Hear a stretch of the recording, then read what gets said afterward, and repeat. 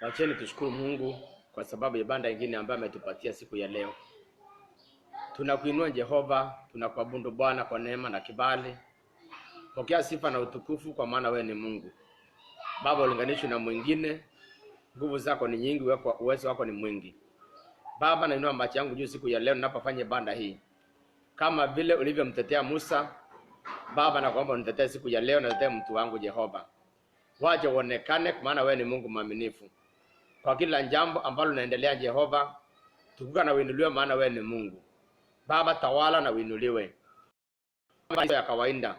Achilia Roho yako Mtakatifu aweze kutembea mahali hapa. Kwa nguvu zako tuone ushindi. Kwa kibali chako usikie neno lako Bwana. Bali unasema kwamba neno ni uhai na lina nguvu. Bali unasema ya kwamba mbingu na nchi zitaondoka, lakini lako halitaondoka Jehova. Lord, I pray today, may your one reign supreme in this service. Kwa jina la Yesu Kristo naomba na kuamini. Nashukuru kwa sababu ya nafasi nyingine hii ambayo Mungu ametupatia. Mimi ya jina naitwa Pastor Peter Dhuranira. Nimeokoka, Yesu ni Bwana. Nimelindwa, Yesu amenipa nguvu ya kusema mpaka siku ya leo. Nawe pia naamini ukiona niangalia mahali ulipo, lazima umelindwa, lazima Mungu amekusimamisha, lazima nguvu zake zimekuweka vizuri. Na ukaribisha mahali ulipo, wale tuko Mombasa hapa, washirika wote wa Foundation of God Ministries. Mungu awabariki sana na wape nguvu. Kama mahali ulipo, take your time, zima vitu zingine zote, tuweze kuwa na ibada pamoja. Na mwisho wa ibada kumbuka kutoa sadaka hapo, na utafika kwa mchungaji kwa njia ambayo inafaa. Wale wengine wako Nairobi, wengine Meru, wengine Kitui, wengine kule na diaspora, God bless you. I really love you, your encouragement. Mungu abariki sana. You have been there with us all through the journey. We shall continue being together in the name of Jesus Christ. Nataka leo niendelee na ujumbe ambao nilianza last week. Series inaitwa Tough Times Never Last. Tough Times Never Last. Na ujumbe ni kwamba mpendwa, no matter how much tough times may come, they will not last forever. Many people have gone through tough times, but they never lasted forever. God came for their rescue. God came for their deliverance. God came to give them victory. Tough times never last. Even financially, tough times, they never last forever. Even psychological tough times, they never last forever. Even health-wise, kuna watu wanakuanga wagonjwa saa nyingine, it never lasts forever. Unbelievers should know this. Tough times never last. Nataka ujitie moyo katika Bwana ya kwamba tough times will never last, bali Mungu ataziondoa. Na ujumbe siku ya leo nataka niongee kuhusu topic inaitwa Divine Deliverance. Nimesema series, endelea series inaitwa Tough Times Never Last. Na ujumbe wa leo inaitwa Divine Deliverance. Maandiko tuingia kwa kitabu cha Esther chapter number 3. Nitasoma 2 verses, chapter 3 na chapter 7. Esther chapter number 3 verse 6. The Bible says, and he thought scorn to lay hands on Mordecai alone, for they had shown him the people of Mordecai. Therefore Haman sought to destroy all the Jews that were throughout the whole kingdom of Ahasuerus, even the people of Mordecai. Nataka niende mbele nisome Esther chapter 7 verse number 10. The Bible says, so they hanged Haman in the gallows that were prepared for Mordecai. Then was the king's wrath pacified. May the Lord bless his word in Jesus name. Mpendo, nimesoma habari ambayo iko na 2 events. One is when Haman purposed to destroy the children of Israel. Akaamua kuangamiza wana wa Israeli, na akaandika barua, akapewa pesa, akapata vibali vyote. Lakini mwishowe ukisoma hapo katikati kuanzia chapter 3, chapter 4, 5, 6, utasikia Esther and Mordecai waliongoza Jews wakaingia katika maombi ya prayer and fasting. And the Bible says, after prayer and fasting, chapter 7 verse 10, the Bible says ya kwamba Mungu aliondoa ile, akabadilisha ile maneno, akaondoa ile shida walikuwa nayo, the tough times. Mungu akawasaidia, na yule adui yao ambaye ni Haman, yeye ndiye aliweza kuuawa na akaangamizwa, lakini Wayahudi hawakuangamizwa. Historia kidogo ni kwamba Wayahudi walikuwa wanaishi katika nchi ya Babylon, maana walikuwa wamechukuliwa mateka na Nebukadnezar quite a number of years earlier.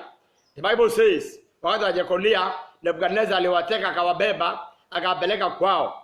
But after 70 years, Persians wakaja wakamuondoa Nebukadnezar na wakaanza kutawala ile nchi.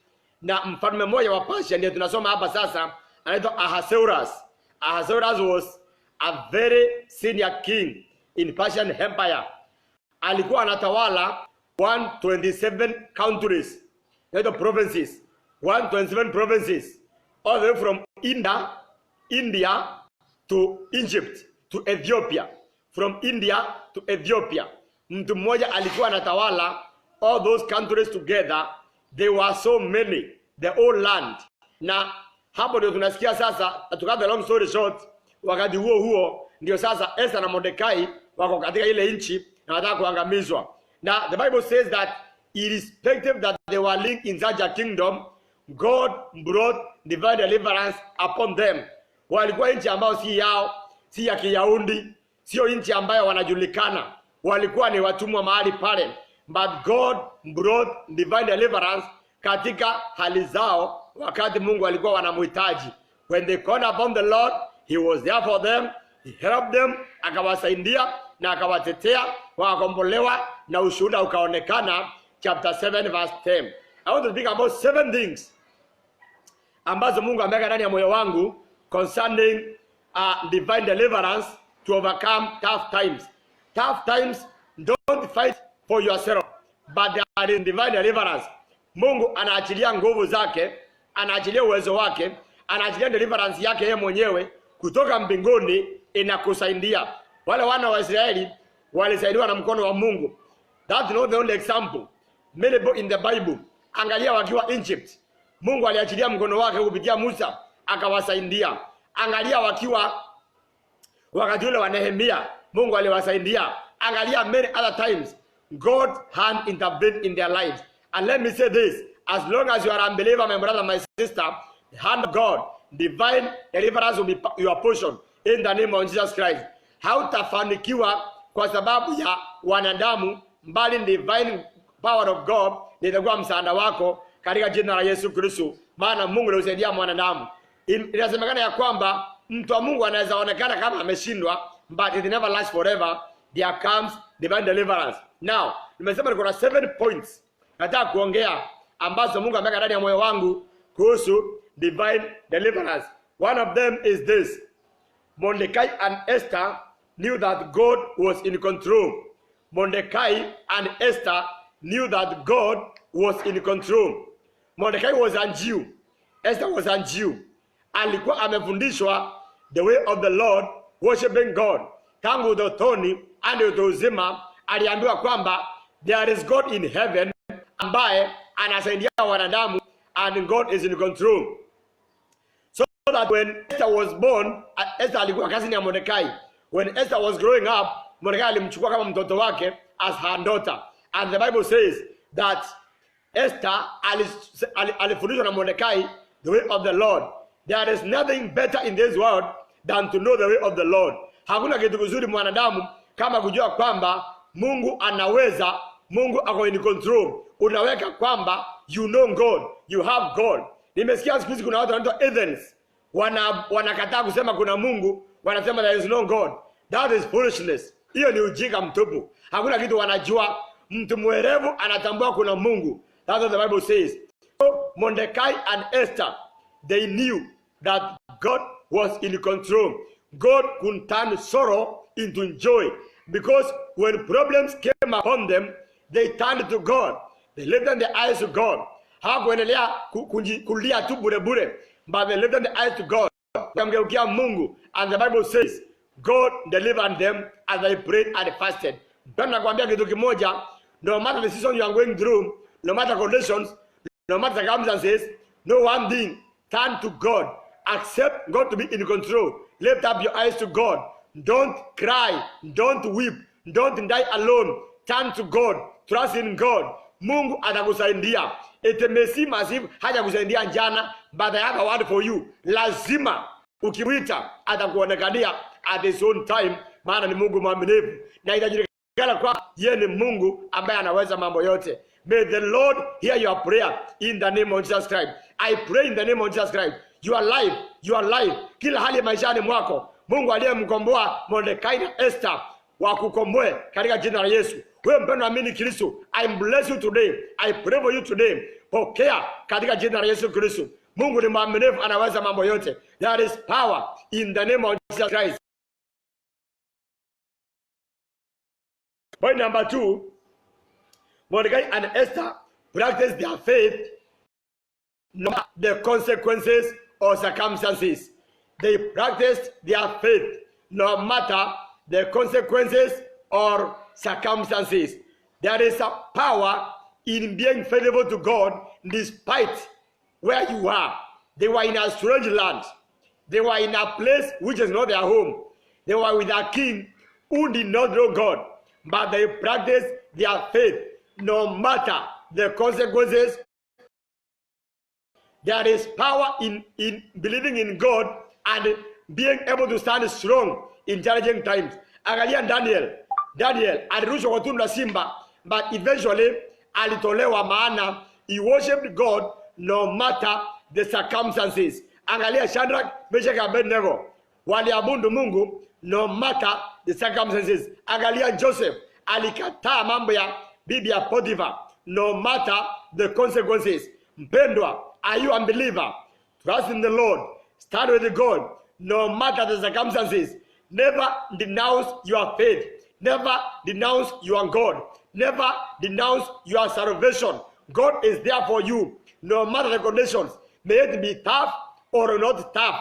Stand with the Lord and God will deliver you. I pray strength upon your life. No matter what happens in the world is changing. Watu wanabadilika, wanakataa Mungu, but no matter the circumstances, we will worship God. Mimi sitarudi nyuma. Joshua alisema ya kwamba mimi na nyumba yangu nitamwabudu Mungu. Nawe pia na nyumba yako, na maisha yako, na familia yako, na nguvu zako. Never ever denounce God. For money, no. Because of pain, no. Jela, no. Any good thing, no. Nothing should separate you with your God. Maana Mungu ni mkuu kuliko vitu vingine vyote. Point ya 3 ni kwamba Esther used the weapon of prayer and fasting. Weapon of prayer and fasting. Our weapons are not carnal, but mighty through God and the pulling down of strongholds. Esther used the weapon of prayer and fasting. Today I want to tell you something, my brother, my sister. There is power in prayer and fasting. God loves prayerful people. Prayer changes things. Prayer overcomes every mountain. Prayer brings change everywhere. Today I pray in the name of Jesus Christ, you shall know the power of prayer in your life. Through prayer, may you be delivered from every condition. Through prayer, may you be delivered from every circumstance. Through prayer, may the Lord grant you grace to overcome every condition. The Bible says, waliomba 3 days, wakafunga 3 days, na Mungu akawakomboa. Sisi kama kanisa Foundation of God, tumekuwa kwa prayer 3 days. Kuanzia Thursday, Friday and Saturday. Tumaliza jana. Because we know our prayer is powerful before God. Tukaombea nchi ya Kenya. Tukaomba Mungu asaidie mambo ya corona. Because God is able. And I know our God is able and capable. Katika jina la Yesu Kristo Bwana wa Mungu. Use the weapon of prayer. Don't just fight with the money. Use prayer. Don't fight with the power. Use prayer. Use prayer in everything you do. And the Lord will grant you what you require. Number 4.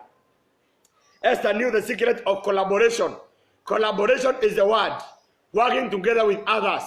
Teaming up. Knowing how to relate with other people. Collaboration. There is nothing like competition in Christianity We believe in collaboration. Esther aliambia wengine, join me in prayer and fasting. Wakaita Wayahudi wote mahali walipo, wherever they were, let us pray and fast. Wakafunga for 3 days. Na Esther akachukua risk, akaenda kwa mfalme. He used collaboration. Let me tell you one thing, my brother, my sister. Ukitaka kufanikiwa maishani, collaborate with other people. Wacha kujitenga na watu. Collaborate with them. Kama wewe ni pastor, collaborate with other people. Kama wewe ni Mkristo, learn to collaborate with others. Learn to deal with others. Kama ni biashara, do partnerships. Fanya na watu kazi. Bora watu wazuri. Maana Mungu anapenda watu ambao ni wazuri. May the Lord give you good partners to collaborate with in your life.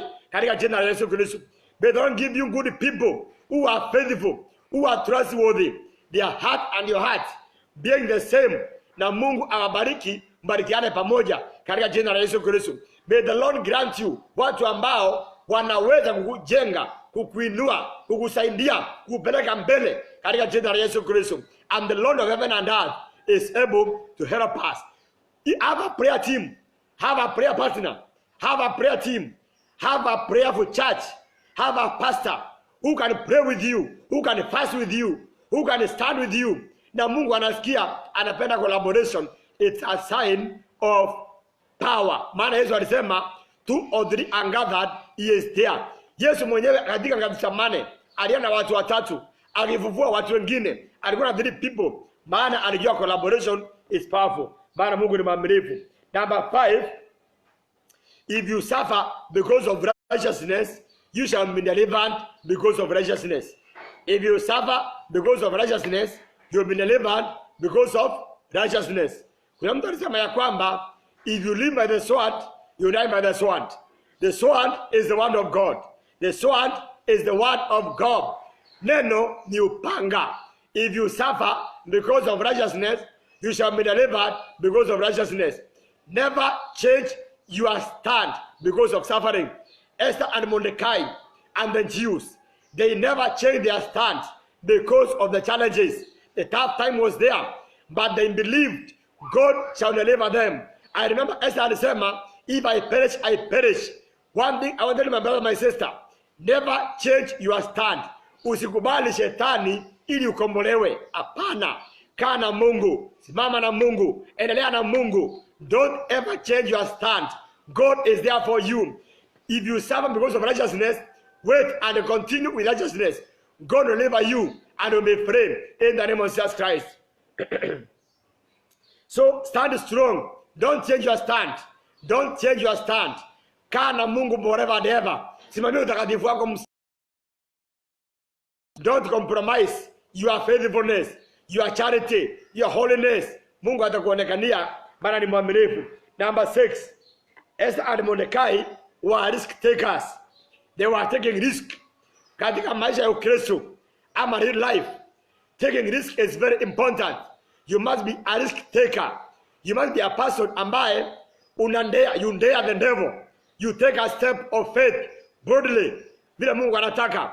Esther alienda kwa mfalme, very high risk. Anajua vizuri hajaitwa, ilikuwa amesema if I perish, I perish. Mungu akikubali nikufe tu. Na akaenda by the grace of God, Mungu akampokea, akamsaidia, hakuwa na mfalme. Let me say this, in life, be a risk taker. Don't just be there. Be in faith. You can never spread the gospel if you are a coward. You must be a risk taker. Allow your life to go for Christ. Take risk. Take risk. Don't shy off.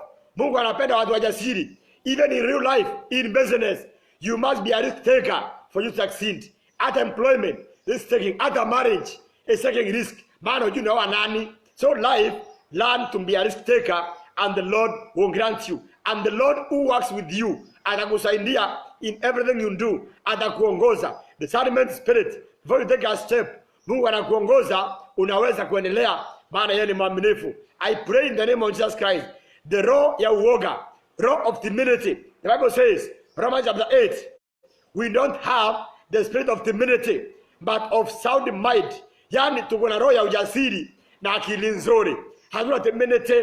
Timidity is our portion katika jina la Yesu. Na kemea uoga ndani yako katika jina la Yesu. Nakemea uoga ndani yangu pia katika jina la Yesu. Nakemea uoga wa kuogopa kuchukua hatua katika jina la Yesu Kristo. We shall be taking risk and moving forward. Maana Mungu anapenda takers in the mighty name of Jesus Christ. Number 7 ya mwisho ni kwamba in every challenge God has already provided a way. In every challenge God has already provided a way. Pendwa, whenever there is a challenge, look around you. There is always a way out.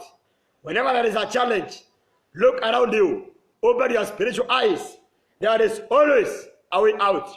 God never leaves his people without a way out. No challenge is too strong for God not to make a way out. The Bible says, ya kwamba God prepared Esther ahead of time. Akampeleka Shushan, the palace, bibi ya mfalme, the queen. Mungu alijua kwamba one day Esther will rescue all the Jews. God prepared in advance Esther to rescue the Jews. Even in your life, whenever there is a challenge, look around you. There is a solution. God has prepared a way for you to go out. And I pray today, in the name of Jesus Christ, may your eyes open to see what God has prepared as your way out. In the name of Jesus Christ, may you open your eyes to understand what God has prepared for your way out. Katika jina la Yesu Kristo. And the Lord grant you grace to get out of the challenge.